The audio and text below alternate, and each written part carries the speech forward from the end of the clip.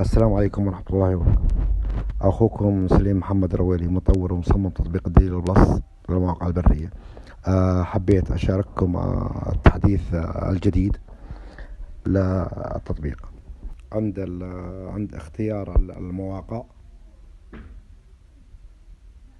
اللي هي نظام الليستة، أضفت على ليستة المواقع خيار جديد اللي هو الخريطة. عند الضغط عليها تظهر للمستخدم المواقع مع تبيان الأسماء. وأحب أنوه أن المواقع الظاهرة على الخارطة يعني هي 5000 موقع محيط بمكان تواجدك.